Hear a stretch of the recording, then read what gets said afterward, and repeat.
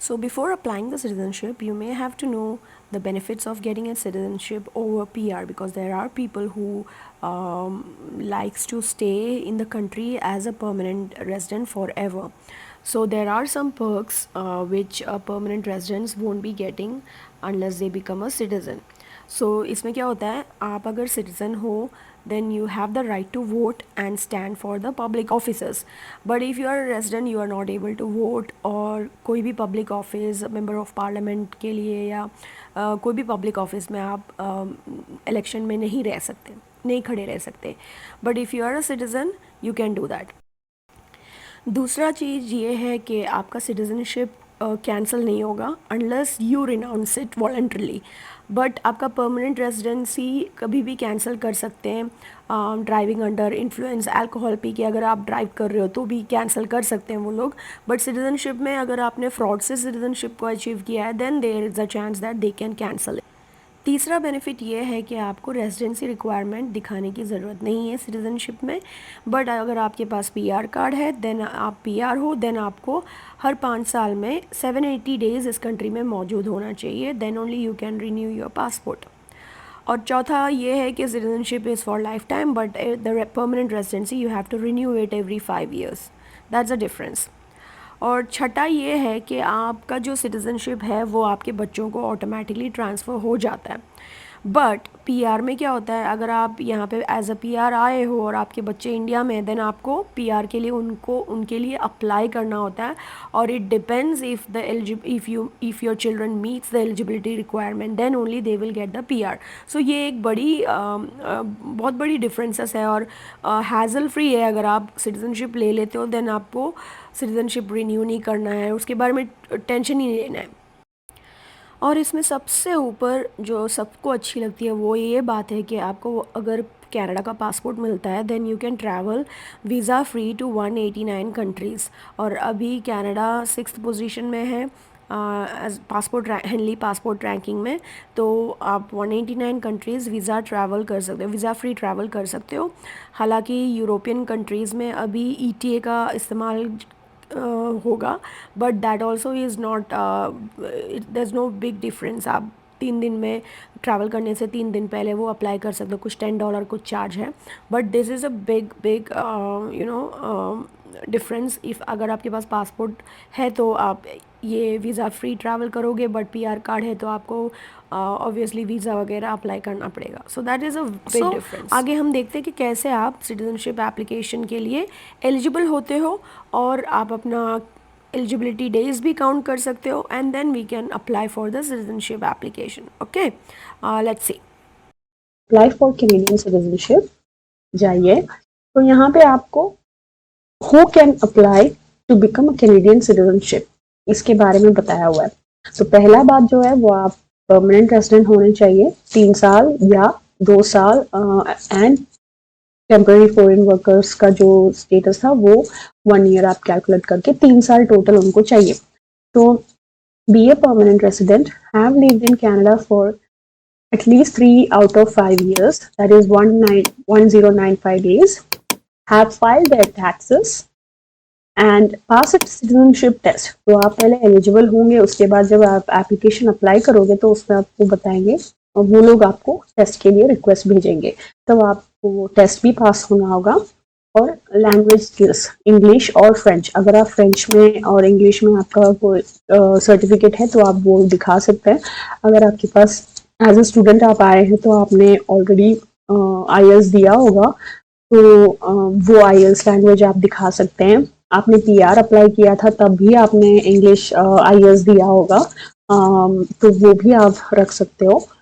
तो या आपके पास आईएल्स का स्टेटस ही नहीं है, आईएल्स का सर्टिफिकेट नहीं है, तो आप जो इंडिया में आपने स्कूल में पढ़ाई की है इंग्लिश लैंग्वेज में वो दिखा सकते हो. या आपने यहाँ पे स्टूडेंट वीज़ा में एज अ स्टूडेंट स्टडी किया है तो आप वो डिग्री का सर्टिफिकेट भी बता सकते हो.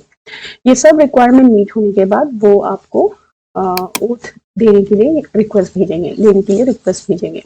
तो ये सब उसका बेसिक रिक्वायरमेंट है सिटीजनशिप एप्लीकेशन का. बट उसके अलावा आपका जब एप्लीकेशन सबमिट होगा तो उसमें आपको एलपीपी ये होगा, लैंग्वेज प्रोहिबिशन और फिजिकल प्रेजेंस, ये भी आपको मीट करना होगा। फिजिकल प्रेजेंस जो है वो 1095, तो उसमें वो सारा ग्रीन हो जाएगा। उसके बाद आपको अपना ओथ मिलेगा। तो ओथ के बाद एज यूजुअल आप चूज कर सकते हो वेदर आपको ई सर्टिफिकेट चाहिए या पेपर सर्टिफिकेट चाहिए। तो ये सब बेसिक रिक्वायरमेंट है। तो आपको अगर फाइंड करना है इफ यू आर एलिजिबल, तो आप यहाँ पे जाके चेक कर सकते हो। एंड चेक करने के लिए यहाँ पे चेक योर एलिजिबिलिटी जब कॉलम जो है वहां पे आप चेक कर सकते हो, चेक योर एलिजिबिलिटी। तो यहाँ पे दिखाया हुआ है have you been permanent resident and physically been in Canada for at least 3 out of 5 years। तो यहाँ पे मैं एग्जांपल बताती हूँ। Yes, in last 5 years have you been outside of Canada for more than total of 730 days। so अगर आप India से India में गए हो या कोई भी कंट्री ट्रैवल वेकेशन के लिए गए हो तो वो आप स्पेसिफिकली मेंशन करना। बट अगर वो 730 डेज मोर देन 730 डेज है तो आप यस करना। और अगर नहीं गए हो और आप इंडिया कनाडा में ही प्रेजेंट थे तो आप नो कर सकते हो। Have Canadian official advised you to leave Canada or that you have unfulfilled conditions related to your PR status। अगर आपको किसी ने आप कोई क्राइम में गॉड फॉरबिड कोई क्राइम में फंसे हुए और आपको कैनेडियन ऑफिशियल्स ने बताया कि आप लीव करो, then you have to say yes. और अगर ऐसा कुछ भी नहीं है देन वेरी वेल आप नो कर सकते हो। एंड देन यहाँ पे do any of the following apply to you. तो ये सब कुछ रीड करना, आपके सिचुएशन के हिसाब से आप उधर येस या नो बता सकते हो। तो बेसिकली ये क्राइम और सेंटेंसेस, सर्विंग सेंटेंसेस इसके बारे में है। तो यहाँ पे मैं नो करती हूँ। एंड इंग्लिश और लैंग्वेज टेस्ट रिजल्ट्स है आपके पास, और कुछ और जो भी आपका सर्टिफिकेट है वो दिखा सकते हो। एग्जाम्पल प्रूफ्स यहाँ पे दिया हुआ है। Third party language test, diploma certificate और फाइनल ट्रांसक्रिप्ट और सेकेंडरी और post secondary school program English और फ्रेंच, फिर सेलवैन या NCLC लेवल फ्रेंच के लिए वगैरह आप दिखा सकते हो। और अगर आप 17 और यंगर हो या 55 साल से ऊपर हो तो आपको ये लैंग्वेज की जरूरत नहीं है। बट इफ आप 18 एंड 54 के हो तो आपको प्रूफ दिखाना पड़ेगा। और आपके पास प्रूफ ऑफ लैंग्वेज है तो आप यहाँ पे क्लिक कर सकते हो yes. If you are 18 and 54 and you don't have proof of language you have to click here. तो जो भी आपका सिचुएशन है उस हिसाब से आप दिखा दीजिएगा। तो यहाँ पे I am between 18 and 54 and I have the proof of language। तो यहाँ पे वो क्लिक कर दिया है। In past 5 years, have you been required to file your income tax under the Income Tax Act of Canada? So yes, because you have to definitely file your taxes. Did you file your personal income tax if you were required to do so in past five years? So yes. So पिछले 5 साल में आपने income tax file किया है तो उसका yes। And then you probably meet requirements to apply for citizenship। तो ये आपको बताएगा कि आप एलिजिबल हो सकते हो।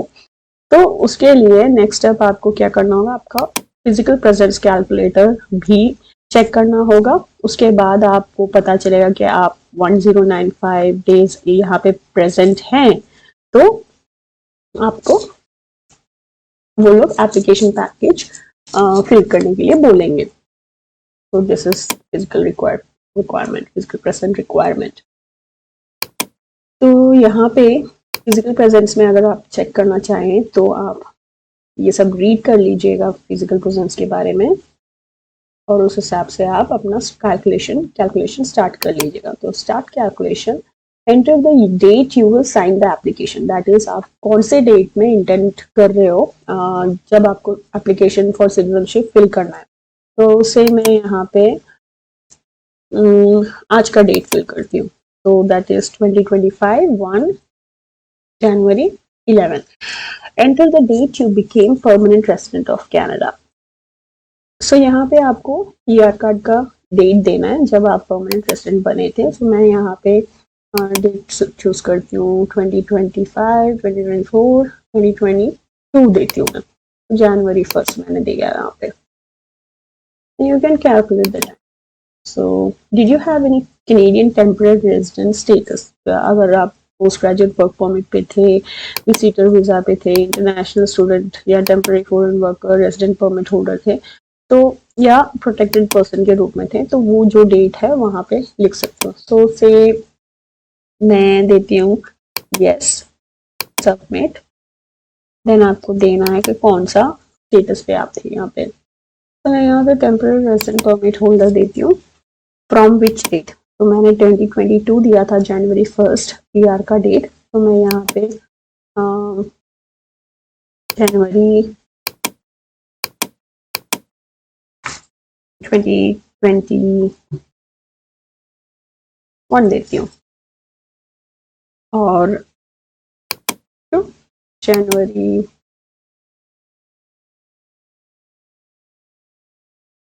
2021 दिसंबर देती हूँ। तो जो भी है आपका मैच करना चाहिए date, and then you can add the entry.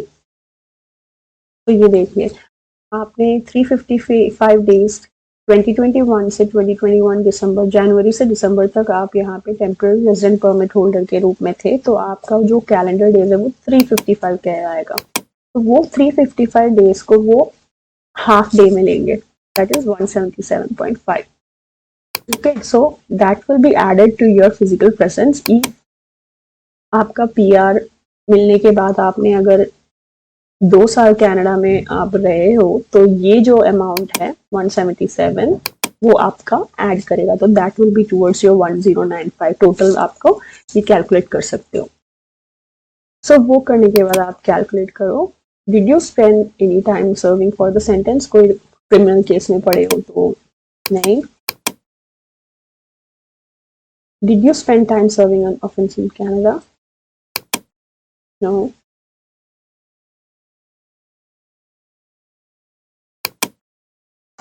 Did you leave Canada between 2020 to 2025? आप अगर कनाडा से बाहर गए हो इस डेट में, जो भी डेट आपने दिया है, तो नो। अगर यस दिया है तो वो डेट्स आपको डालने पड़ेंगे, submit no and then continue. So आपका जो है फिजिकल प्रेजेंस यहाँ पे आ जाता है, and it will show you the eligibility period है 106 जो है as a permanent resident आप यहाँ पे रहे हैं ऑलरेडी। Total credit 1106 days. आपका टेम्पररी फॉरेन रेजिडेंट स्टेटस में आपने 355 डेज यहाँ पे रहे थे, तो 177.5 डेज वो कैलकुलेट करेंगे as a credit, that is half of this days and the total will come to this much. तो आपका रिक्वायरमेंट खाली 1095 डेज है, बट आप 1283.5 डेज है। अगर हो सके तो एग्जैक्ट 1095 डेज के अलावा आप कुछ दिन और रहने के बाद ही अप्लाई कीजिएगा, क्योंकि कभी ऐसा होता है कि आप भूल जाते हो कि कहाँ पे आपने एग्जिट किया था या कैलकुलेशन में मिस्टेक हो जाता है, इसलिए आप एक महीना रुक कर अगर अप्लाई करो तो ज़्यादा बेहतर रहेगा। लाइक 1095 से कुछ डेज और ज़्यादा 15-20 डेज और ज़्यादा रहकर अप्लाई करें तो ज़्यादा बेटर होगा। सो उसके बाद आप ये पेज को प्रिंट कर सकते हो आपके रेफरेंस के लिए जब आप अपना डिटेल्स फिल करोगे। सिटीजनशिप ऑनलाइन अप्लाई करने के लिए अप्लाई फॉर कैनेडियन सिटीजनशिप, यहाँ पे लिखा हुआ है apply for Canadian citizenship online, तो यहाँ पे क्लिक कर लीजिएगा। यहाँ पे उन्होंने बताया है कि आप कैसे अप्लाई करोगे। आप ऑनलाइन अपना एप्लीकेशन सबमिट कर सकते हो या तो पेपर में, but the paper application is only for those who are a crown servant or a family member of a crown servant or you are a representative of a client. But हमें इसकी ज़रूरत नहीं है, and online application is much easier. You can apply online if you are an adult 18 years or of age or older. If you are a minor under the age of 18 years who has one parent who is a Canadian citizen or one parent who is applying for their Canadian citizenship at the same time. आपके बच्चों के लिए भी आप अपने साथ ही apply कर सकते हो अगर आप अप्लाई कर रहे हो। As a minor who is a permanent resident under 18 years of age who do not have one parent who is a Canadian citizenship or one parent who is applying for the Canadian citizenship at the same time. आप अगर 18 year से कम भी हो तो आप apply कर सकते हो अगर आपके पेरेंट्स आपके साथ अप्लाई नहीं कर रहे हैं और आपके पेरेंट्स के कैनेडियन सिटीजनशिप नहीं लिया हो। तो यहाँ पे आपको फर्स्ट स्टार्ट करना है क्रिएटिंग एन अकाउंट। तो ये सब कुछ आप एक बार रीड कर लीजिएगा और एग्री करने के बाद continue to create an account. तो ऑलरेडी मैंने एक अकाउंट बना रखा है तो मैं आपको वही लेके जाती हूँ। जब आप एप्लीकेशन अकाउंट क्रिएट करोगे तो आपको एक कोड आएगा जो ईमेल आईडी आप यूज़ करते हो अकाउंट क्रिएट करने के लिए। तो वो ईमेल आईडी में एक कोड आएगा, वो कोड को आपको एंटर करना होगा, उसके बाद ही आपका अकाउंट एक्टिवेट होगा। अकाउंट क्रिएट करने के बाद आपका अकाउंट कुछ ऐसा दिखेगा, क्योंकि आपके नाम पे बनाया था इसलिए आपका नाम भी आएगा। बट अगर आप एज अ फैमिली अप्लाई करने वाले हो तो once you create your account आप नीचे को एप्लीकेंट्स को भी ऐड कर सकते हो। Suppose you want your husband or your wife to add you want to add them with your application, then you can invite an adult co-application, but इसमें बच्चों के लिए नहीं है, so इसलिए आपको उनको इनविटेशन देना होगा। so suppose अभी आप अपने स्पाउस को ऐड करने वाले हो तो उनका ईमेल आईडी यहाँ पे दे देने का।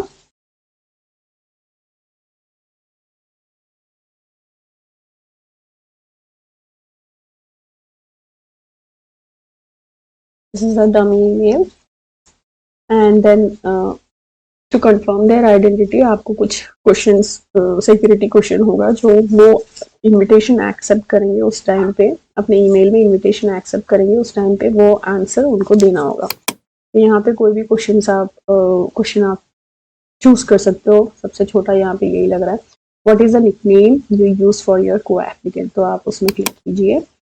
What will they answer, so suppose Rana अभी दे दिया, सो आप दे देने का आंसर, उसके बाद सेंड इनविटेशन। सो अभी ये इनविटेशन जो है इस ईमेल आईडी पे आपके स्पाउस के लिए चला गया है। तो वो क्या करेंगे, अपने ईमेल से ये इनविटेशन एक्सेप्ट करेंगे और जो सिक्योरिटी क्वेश्चन का आंसर हमने डाला था वो आंसर वो देंगे। तो दैट मीन्स वो इनविटेशन एक्सेप्ट करने के बाद आपके अकाउंट में उनका ईमेल ऐड हो जाएगा। बट व्हेन ही अप्लाइज और she applies they have to create their own application, but जो भी एप्लीकेशन है वो साथ में प्रोसेस करेंगे as a family. IRCC as a family आपका एप्लीकेशन प्रोसेस करेगा। तो ये ईमेल आपके स्पाउस को एक्सेप्ट करना होगा इनविटेशन। तो अभी यहाँ पे मेन एप्लीकेंट जो है अपना एप्लीकेशन कंटिन्यू कर सकते हैं। तो मैंने यहाँ पे ऑलरेडी थोड़ा सा भर रखा था।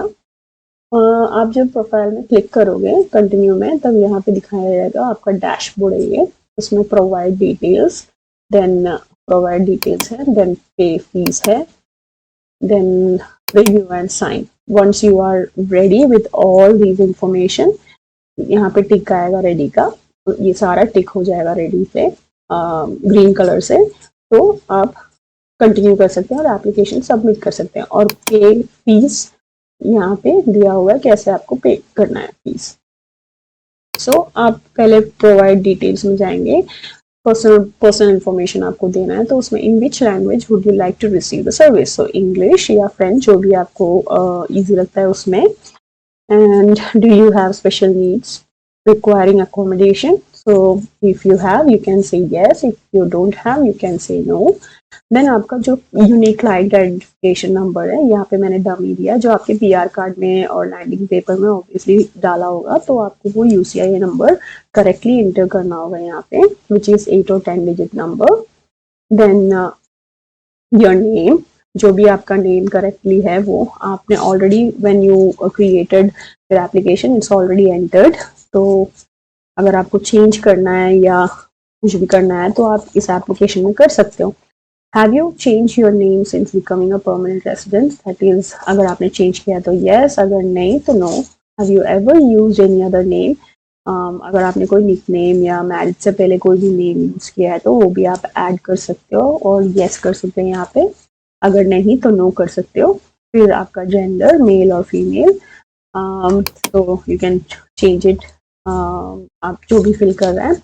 Then do you need to change your gender designation for your citizenship application? So उसका भी आंसर आप yes or no कर सकते हो। And then your height, so you can add it as per your height, and then your eye color, black और जो भी आपका eye color है वो।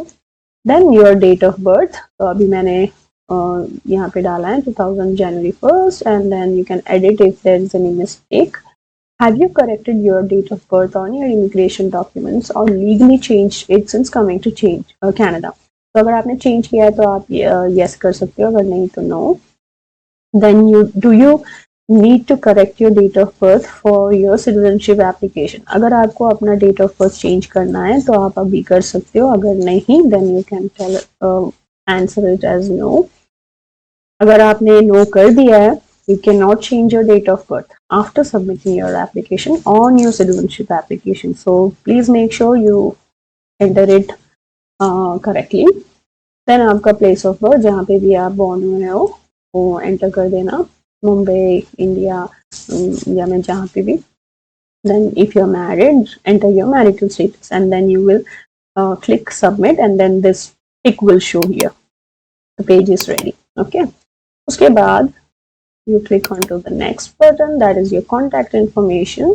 So email address already आपने enter कर दिया जब आपने account create किया था. Then you can give your address, and is the mailing address same as the home address? तो अगर आपका home address same है तो आप yes कर सकते हैं. अगर आपका home address different as from your mailing address, then you can click no. फिर आपका प्राइमरी फ़ोन नंबर, फिर आपका फ़ोन नंबर सेलुलर है या रेजिडेंट जो भी है एंटर कर देना. सो यहाँ पे मैं अभी नहीं एंटर कर रही, मुझे ब्लर करने में बहुत डिफिकल्ट होता है बाद में. Do you have another alternative phone number? If no then click no, if yes then tick yes, and then help with your application. Is someone helping with you to fill out your application? then आप लिख सकते हो yes, someone is filling. If no, if you are filling yourself, then you can click no.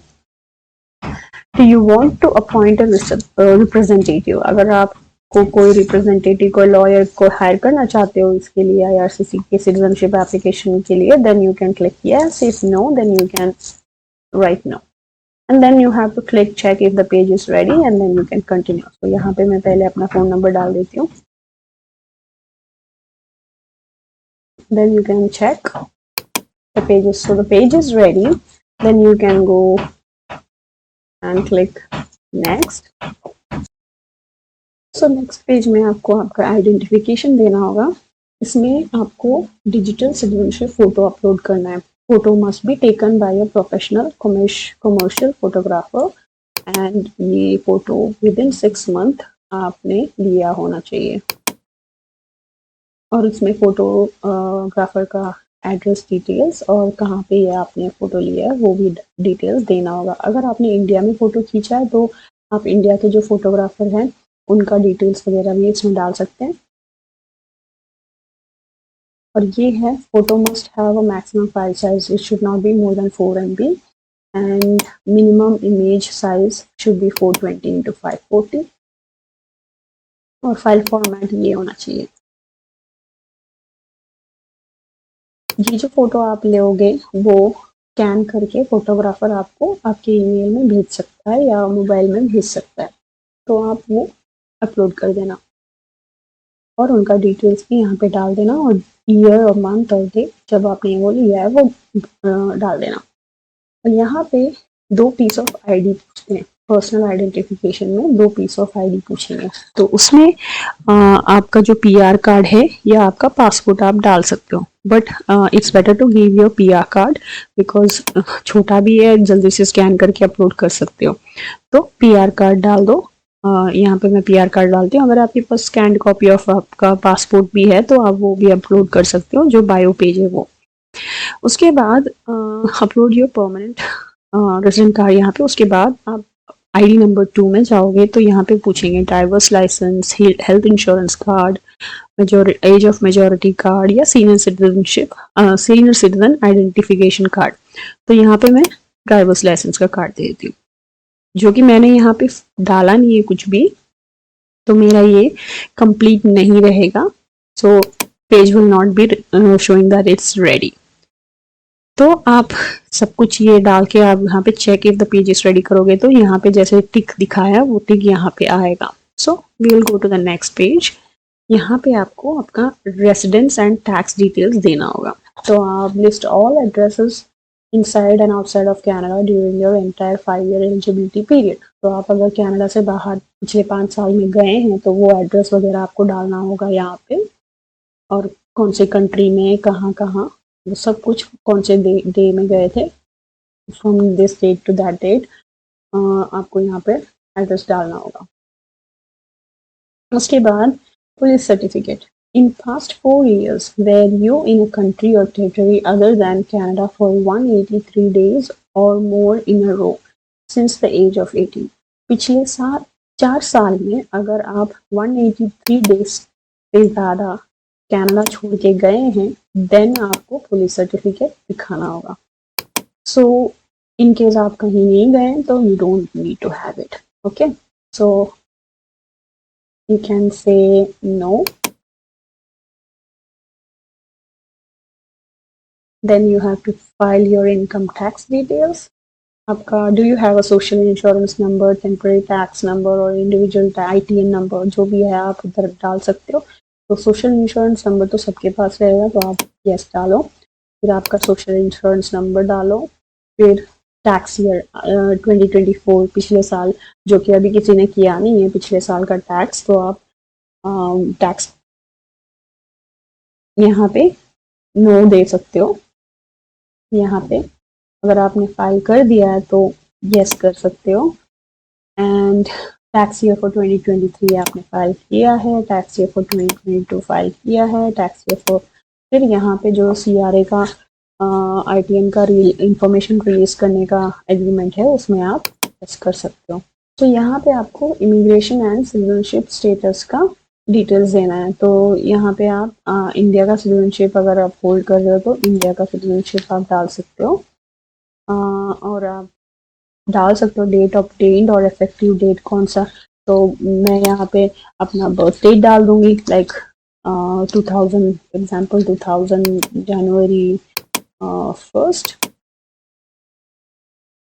और and date currently है not applicable डाल सकते हो, and then country India डाल दो, and status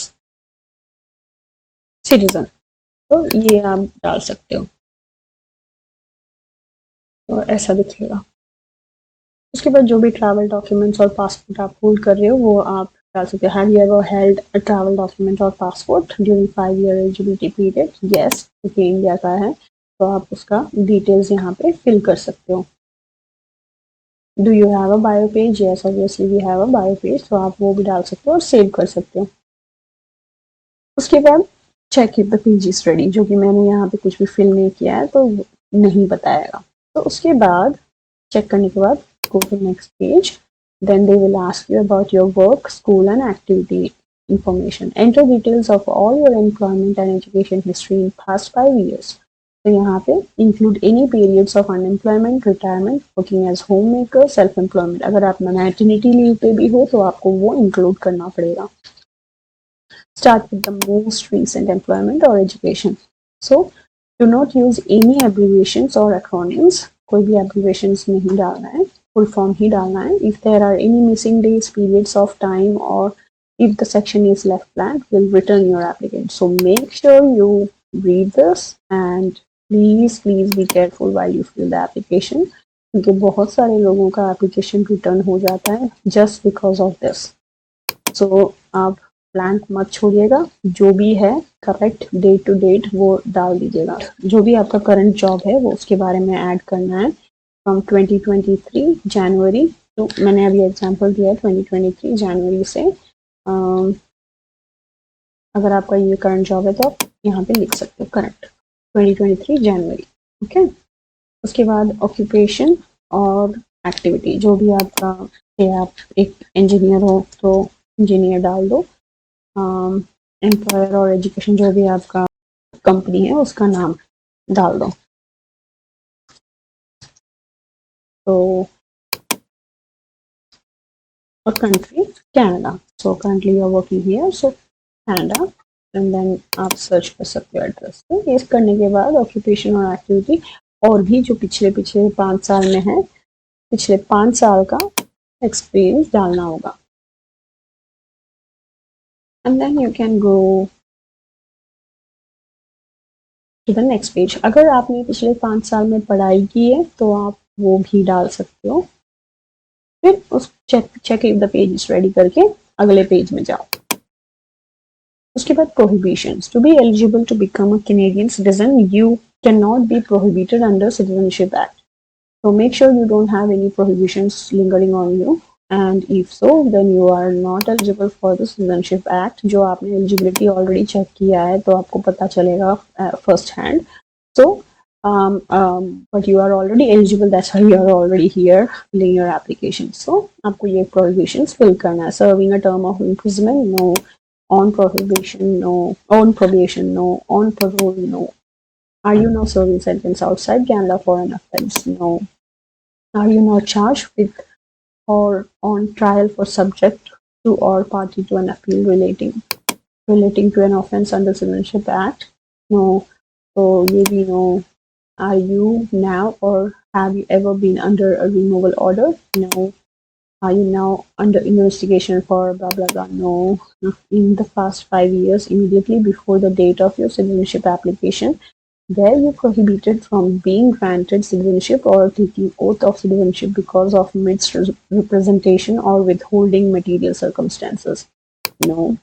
In 10 years immediately before the date of your citizenship application, was your Canadian citizenship taken away or revoked for reason of false representation, fraud, or unknowingly concealing material substance?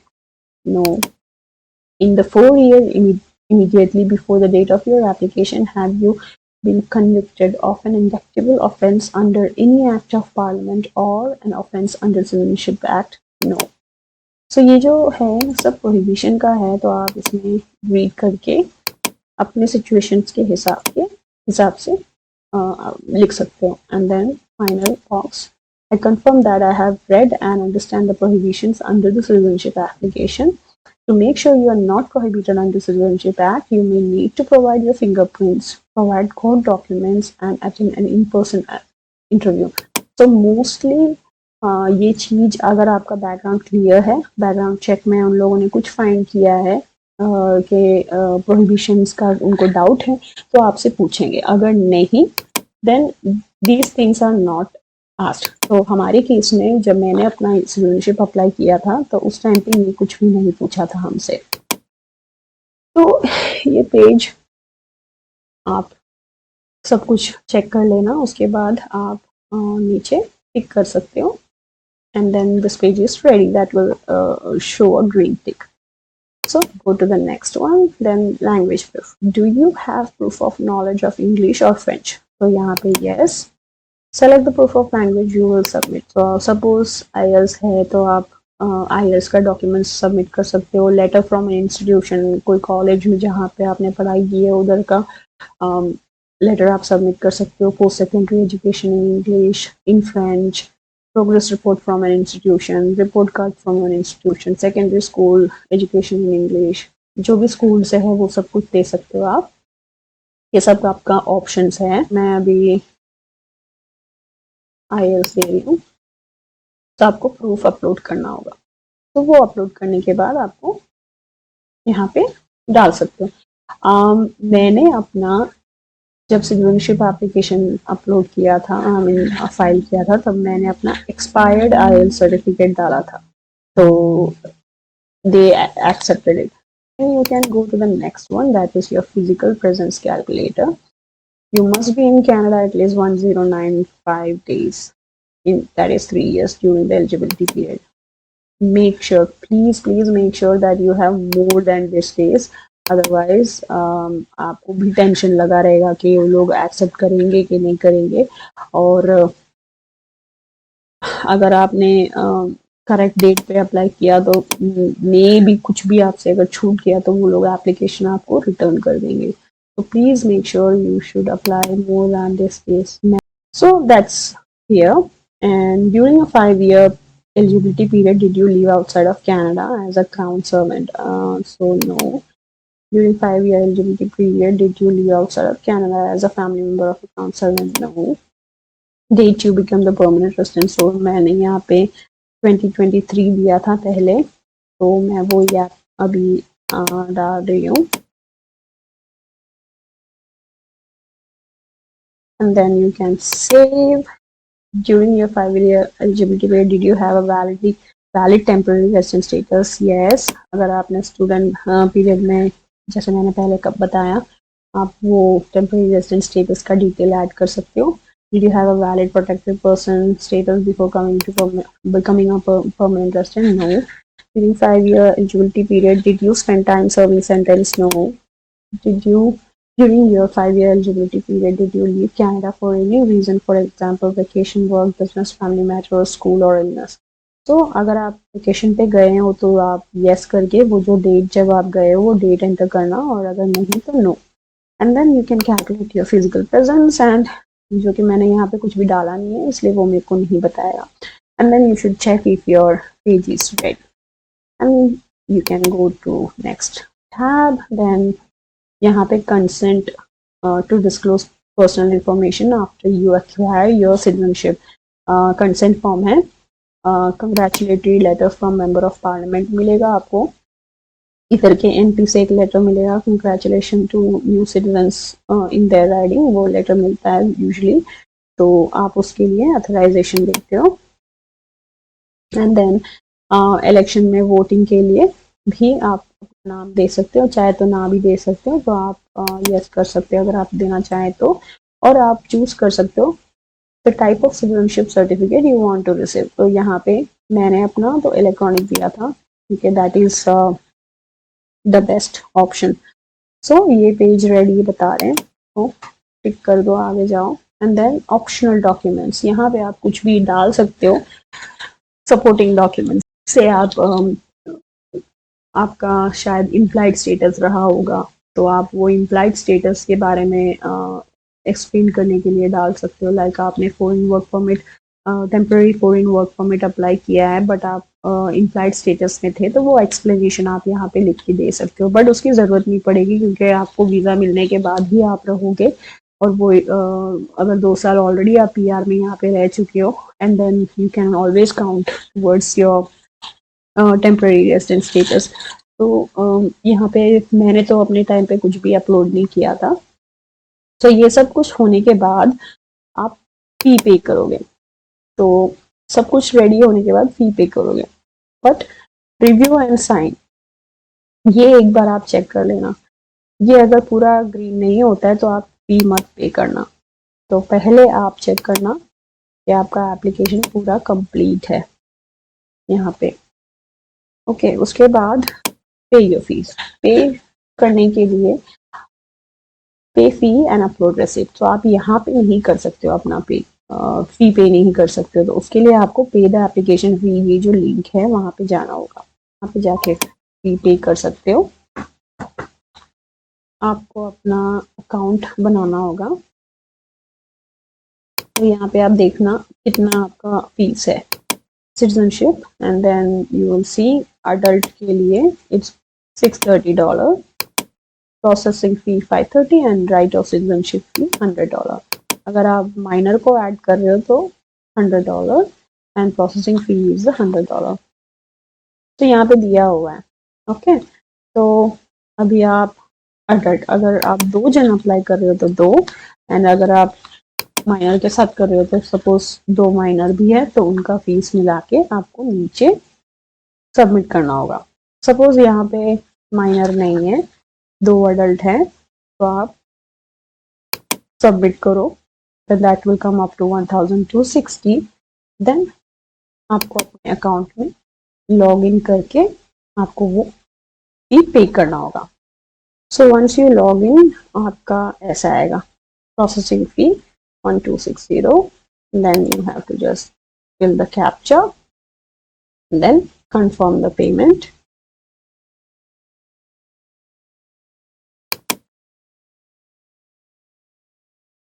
This is not a receipt, okay? So proceed to secure checkout. आप payment करने के बाद आपको face receipt मिलेगा, वो आपको upload करना होगा।